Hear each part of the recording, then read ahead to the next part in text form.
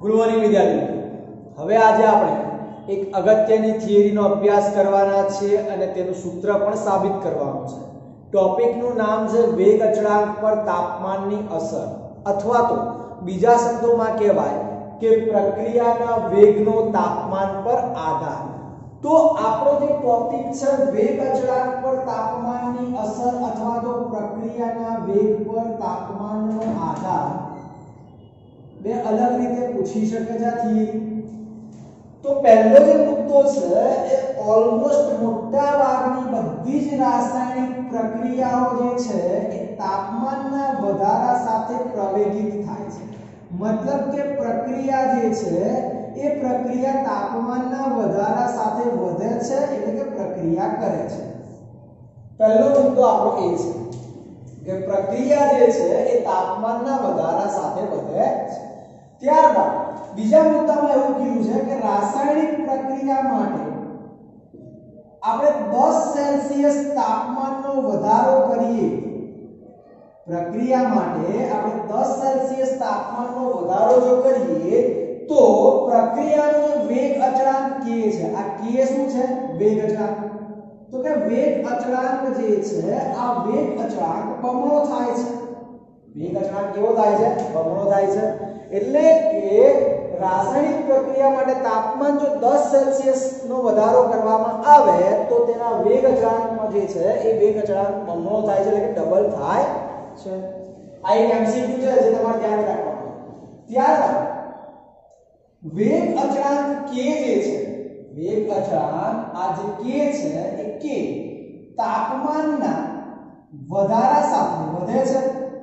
વેગ અચળાંક k જે છે એ તાપમાનના વધારા સાથે વધે છે, એટલે આ ટોપિકનું નામ જુઓ, વેગ અચળાંક પર તાપમાનની અસર, એટલે કે વેગ અચળાંક જે છે તાપમાન વધતા વધે છે।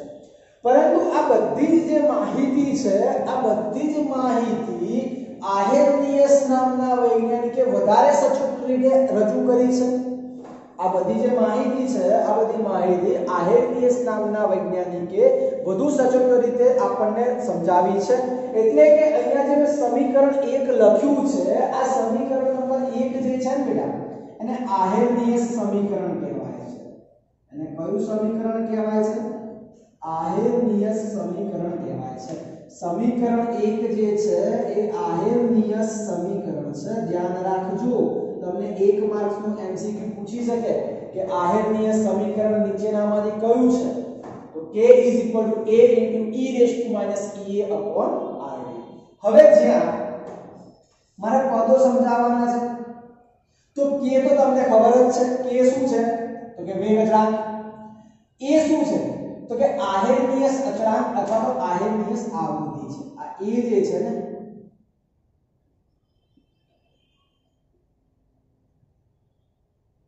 આહેર્નિયસ અવયવ અથવા તો આહેર્નિયસ આવૃત્તિ તરીકે ઓળખાય છે। Ea શું છે? તો Ea સક્રિયકરણ ઊર્જા છે।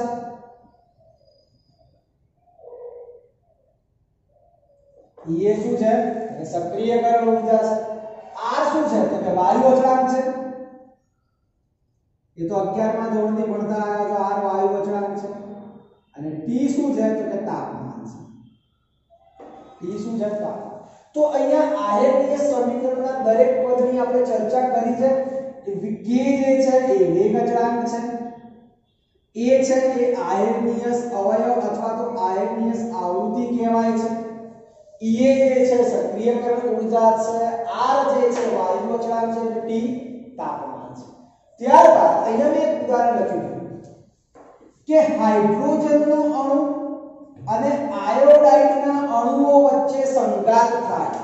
ધ્યાનથી સમજજો, મેં ખાલી એક સમીકરણ લખ્યું છે, સમીકરણ પરથી એક આખો પેરેગ્રાફ સમજાવું છું કે હાઇડ્રોજનનો અણુ અને આયોડાઇડના અણુ વચ્ચે, આ હાઇડ્રોજનનો અણુ છે, આ આયોડાઇડનો અણુ છે, આ બંનેના અણુ એકબીજા સાથે સંઘાત એટલે કે અથડામણ, જો અથડામણ પામે તો અથડામણ પામીને પ્રક્રિયા આગળ વધશે, અને પ્રક્રિયા આગળ વધશે એટલે કે મધ્યવર્તી નિપજની રચના કરે છે, એટલે કે મધ્યવર્તી નિપજ બનાવે છે।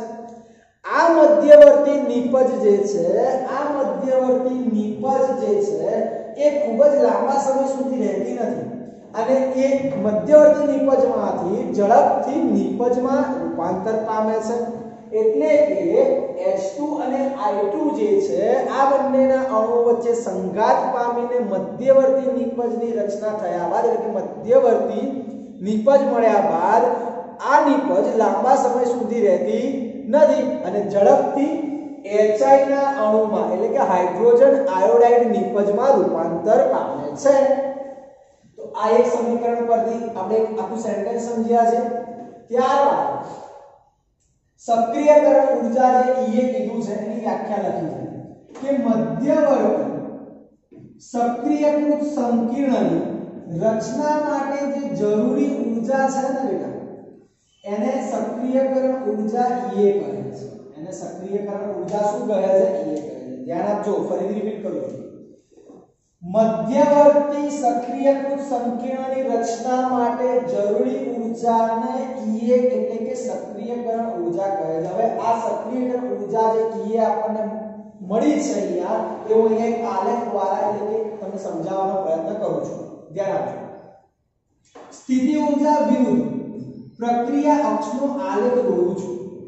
સ્થિતિ ઊર્જા વિરુદ્ધ પ્રક્રિયા અક્ષનો આલેખ દોરું છું. તો અહીંયા A તરીકે H2 અને I2 ના અણુઓ લીધા છે. A તરીકે મેં શું લીધા? H2 અને I2 ના અણુઓ લીધા. આ H2 નો અણુ છે, આ I2 નો અણુ છે, બંને સંઘાત પામ્યા. સંઘાત પામ્યા એટલે અહીંયા આપણને C નિપજ મળી. આ C નિપજ એટલે બીજું કશું જ નથી, મધ્યવર્તી સક્રિયકૃત સંકીર્ણ છે.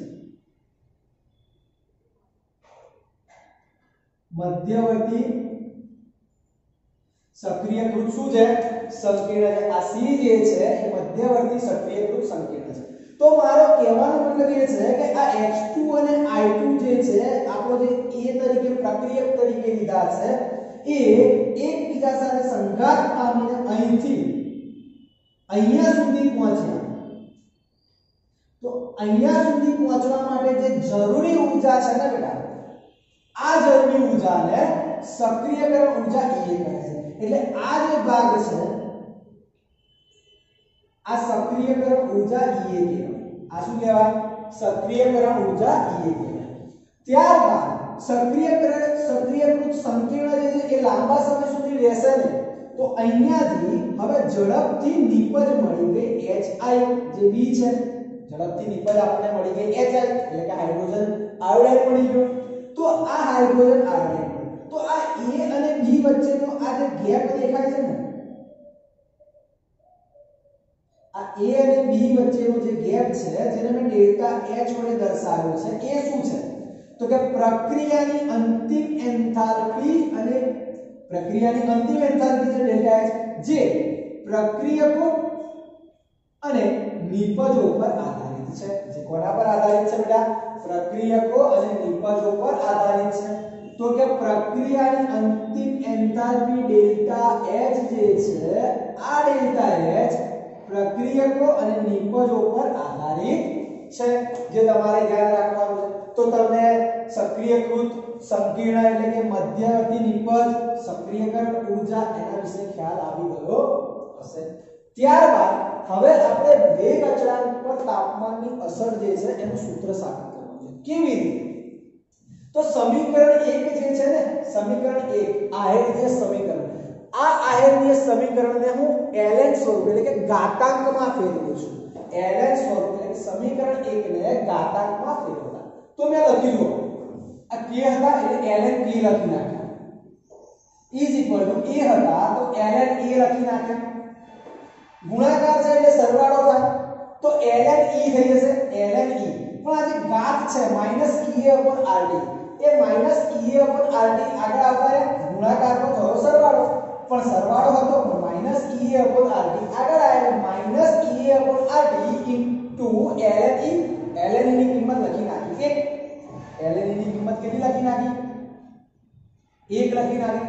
ખબર પડી કે નહીં બેટા? જુઓ, k ને ln સ્વરૂપમાં ભર્યા ln k, a ને ln સ્વરૂપમાં ભર્યા ln a, -ea/rt આગળ આવી ગયા તો ln e ની કિંમત થાય 1. ln e ની કિંમત કેટલી થાય? 1 થાય. તો અહીંયા આને મેં કહી દીધું સમીકરણ નંબર 1 કહી દીધું. શું કહી દીધું? 1. હવે હું શું કરું છું? આ ln ને મેં લોગમાં ફેરવ્યા. હવે તમને ખ્યાલ જ છે ln ને લોગમાં ફેરવવો હોય તો 2.303 લોગ લખવા પડે. તો અહીંયા 2.303 log k is equal to 2.303 log a minus ea upon rd minus ea upon. હવે આ જે સમીકરણ છે આ સમીકરણને 2.303 વડે ભાગી નાખવાના. આ સમીકરણને 2.303 વડે ભાગી નાખો તો જુઓ 2.303 વડે ભાગ્યા તો વધુ log k. અહીંયા is equal to log a minus અહીં તો હતા જ નહીં 2.303 તો પણ ભાગવા તો પડે જ કારણ કે આખા સમીકરણને ભાગવાના છે. તો minus ea upon 2.303 minus ea upon 2.303 rd. ખ્યાલ આવ્યો કે નહીં બેટા? તો અહીંયા સમીકરણ નંબર 2 મળી ગયું છે. શું મળી ગયું? સમીકરણ નંબર 2. ફરીથી રિપીટ કરું છું. સમીકરણ 1 આયતનીય સમીકરણને મેં ln સ્વરૂપમાં લખ્યા. ln e ની કિંમત થાય 1. ln ને મેં log માં કન્વર્ટ કર્યા. આ સમીકરણને 2.303 વડે ભાગી નાખે એટલે મને મળ્યું સમીકરણ નંબર 2. ત્યારબાદ હવે એક આલેખની ચર્ચા કરીએ. સમીકરણ અહીંયા જે આલેખ દોર્યો છે પહેલો આલેખ એ સમીકરણ 1a ઉપરથી છે. સમીકરણ 1a ઉપરથી છે અને આ જે આલેખ છે એ સમીકરણ 2 પરથી છે. તો સમીકરણ 2 તમને ખ્યાલ આવી ગયો બેટા? હવે આપણે આલેખની ચર્ચા કરીશું. આલેખની ચર્ચાની વાત કરીએ તો અહીંયા જે પહેલો આલેખ દોર્યો છે એ સમીકરણ 1a પરથી છે. તો સમીકરણ 1a એટલે કે ln સમીકરણ 1a જે છે એને y mx c સાથે સરખાવવાનું. એટલે કે ln k વિરુદ્ધ 1/t નો આલેખ દોરવાનો. t નીચે જરે ઉપર 1 કહેવાય કે નહીં? તો કે ln k વિરુદ્ધ 1/t નો આલેખ દોરતા. ln k વિરુદ્ધ 1/t નો આલેખ દોરતા. તો ln k વિરુદ્ધ 1/t નો આલેખ દોર્યો તો ઢાળ શું કહેવાય? -e/r. તો અહીંયા લખ્યું છે મેં બેટા જુઓ ધ્યાનથી. ઢાળનું મૂલ્ય -ea/r મળશે. શું મળશે? -ea/r. અને આંતરછેદ છે આ આંતરછેદ ln a મળ્યો. આંતરછેદ કેટલો મળ્યો? ln a મળ્યો. કારણ કે આ ln a તમારો આંતરછેદ c કહેવાય. y mx c એ સૂત્ર સાથે સરખાવવાનું છે. તો y તરીકે ln k છે, x તરીકે 1/t છે, m તરીકે -e/r છે, c તરીકે ln k છે. તો કે ln k વિરુદ્ધ 1/t નો આલેખ દોરતા તમને ઢાળનું મૂલ્ય -e/r અને આંતરછેદ ln a મળે. MCQ માં પૂછાય છે, ધ્યાન રાખજો. આ આલેખને મેં સમીકરણ 2 ઉપરથી દોર્યો છે. તો log k વિરુદ્ધ 1/t નો આલેખ દોરતા. તો log k વિરુદ્ધ 1/t નો આલેખ દોરવામાં આવ્યો. log k વિરુદ્ધ 1/t નો આલેખ દોરવામાં આવે તો ઢાળનું મૂલ્ય શું મળે? તો -ea/2.303 r મળે. 2.303 r મળે. તો log k વિરુદ્ધ 1/t નો આલેખ દોરતા. આ log k વિરુદ્ધ 1/t નો આલેખ દોરીએ તો ઢાળનું મૂલ્ય -e/2.303 r મળે. તો ઢાળનું મૂલ્ય કેટલું મળે બેટા? અહીંયા -2.303 -ea/2.303 r મળ્યું. ઢાળનું મૂલ્ય -ea/2.303 r મળ્યું. અને આંતરછેદ કેટલો મળ્યો? તો log k મળ્યો. આંતરછેદ કેટલો મળ્યો? log k. તો અહીંયા તમને આલેખનો વિશે ખ્યાલ આવી ગયો હશે. આ જે આલેખ છે એ MCQ માં પૂછાય છે, તમારે ધ્યાન રાખવાનું છે. હવે આપણે વાત કરીએ સમીકરણ 2 પરથી. તો સમીકરણ 2 પરથી મેં કન્ડિશન ધારી લીધી કે ધારો કે T1 અને T2 તાપમાને વેગ અચળાંક K1 અને K2 છે. સમીકરણ 2 પરથી મેં ધારણા કરી છે ધારો કે T1 અને T2 તાપમાને વેગ અચળાંક K1 અને K2 છે. તો સમીકરણ 2 માં K જે છે એને K1 K2 લખી દઈશ, T છે ને T1 T2 લખી દઈશ. તો જુઓ સમીકરણ 3 બનાવ્યું છે log K1 is equal to log a minus ea upon 2.303 RT1 समीकरण नंबर 3 ख्याल આવે કે નહીં બેટા log k1 is equal to log e minus ea upon 2.303 RT1 समीकरण नंबर 3 કીધું હવે સમીકરણ number 4 log k2 is equal to log a minus ea upon 2.303 RT2 समीकरण नंबर 4 ત્યારબાદ સમીકરણ 4 માંથી સમીકરણ 3 ને બાદ કરતા સમીકરણ 4 માંથી સમીકરણ 3 ને બાદ કરી નાખો તો જો log k2 log k1 log k2 log k1 હવે જમણી બાજુ લખવાનું છે પદ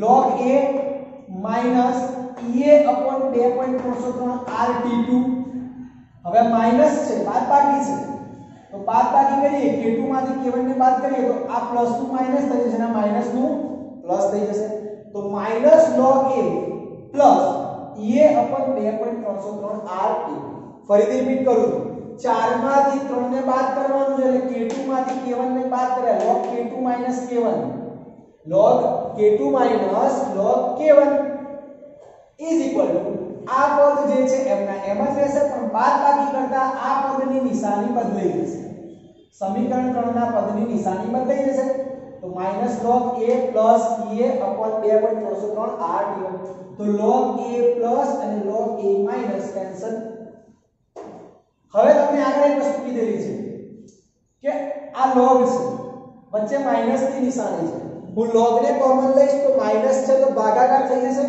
तो log कॉमन लीधा तो k2 k1 હતા તો ભાગાકારમાં કન્વર્ટ થઈ ગયા તો log k2 k1 log k2 k1 is equal to आ प्लस છે આ માઈનસ છે e 2.303 આ કોમન લીધા e 2.303 આ શું કરે બેટા કોમન લીધા તો 1/t1 1/t2 1/t1 1/t2 तो आ આપણને એક સૂત્ર મળ્યું વેગ અચળાંક પર તાપમાનની અસર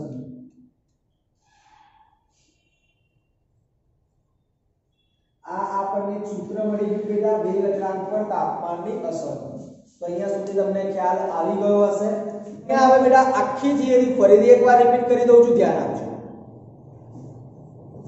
વેગ અચળાંક પર તાપમાનની અસર મોટા ભાગની રાસાયણિક પ્રક્રિયાઓ તાપમાનના વધારા સાથે વધે છે તાપમાનના વધારા સાથે વધે છે રાસાયણિક પ્રક્રિયા માટે 10 સેલ્સિયસ તાપમાનનો વધારો કરવામાં આવે તો વેગ અચળાંક બમણો થાય છે વેગ અચળાંક તાપમાનના વધતા વધે છે આયનીય સમીકરણ લખ્યું છે મેં જ્યાં પદોની સમજૂતી આપી છે a એટલે કે આયનીય આવૃત્તિ કહેવાય k એટલે વેગ અચળાંક છે E એટલે સક્રિયકરણ ઊર્જા છે R એટલે વાયુ અચળાંક અને T એટલે તાપમાન અહીંયા એક ઉદાહરણ લખ્યું છે H2 અને I2 ના અણુઓ સંઘાત પામે તો મધ્યવર્તી નિપજ બને છે અને આ મધ્યવર્તી નિપજ લાંબો સમય ન રહેતા ઝડપથી HI ના અણુમાં રૂપાંતર પામે છે એટલે કે નિપજમાં રૂપાંતર પામે છે તો સક્રિયકરણ ઊર્જા કોને કહેવાય तो मध्यवर्ती सक्रियकृत संकीर्णની रचना માટે જરૂરી ઊર્જાને સક્રિયકરણ ઊર્જા કહીએ છે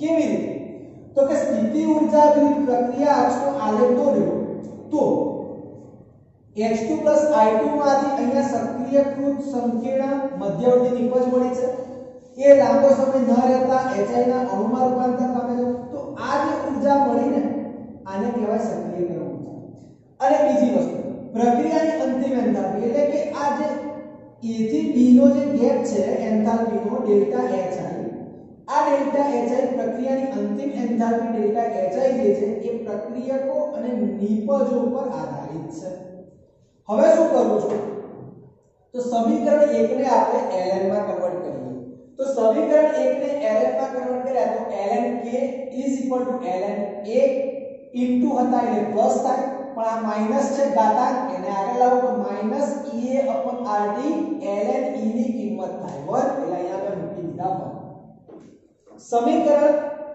1a જે છે એને ln માં છે log માં કન્વર્ટ કરવું છે તો 2.303 log k is equal to 2.303 log a minus E/R. હવે આ સમીકરણને 2.303 વડે ભાગી નાખો તો log k = log a minus E/2.303 RT. સમીકરણ નંબર 2. સમીકરણ 1a પરથી આલેખ દોર્યો છે એટલે કે ln k વિરુદ્ધ 1/t નો આલેખ દોરતા સુરેખ રેખામાં મળે છે ઢાળનું મૂલ્ય -E/R અને આંતરછેદ ln e મળે છે. ત્યારબાદ સમીકરણ 2 પરથી log k વિરુદ્ધ 1/t નો આલેખ દોરતા log k વિરુદ્ધ 1/t નો આલેખ દોરતા ઢાળનું મૂલ્ય -E/2.303 અને આંતરછેદ log a મળે છે. ત્યારબાદ સમીકરણ 2 પરથી મેં ધારણા કરી છે T1 અને T2 તાપમાને વેગ અચળાંક K1 અને K2 છે. તો અહીંયા K ની જગ્યાએ K1 અને K2 મૂકવાના 1/1 અને T ની જગ્યાએ T1 અને T2 મૂકવાના. તો સમીકરણ શું મળે? log K1 = log a minus E/2.303 RT1. સમીકરણ 3. log K2 = log a minus E/2.303 RT2. સમીકરણ નંબર 4. સમીકરણ 4 માંથી 3 ને બાદ કરો એટલે તમને વેગ અચળાંક પર તાપમાનની અસરનું સૂત્ર મળે log K2/K1 = E/2.303 R કૌંસમાં 1/T1 - 1/4 માંથી 3 ને બાદ કર્યું છે બીજું કશું જ કર્યું નથી. તો અહીંયા આપણી થિયરી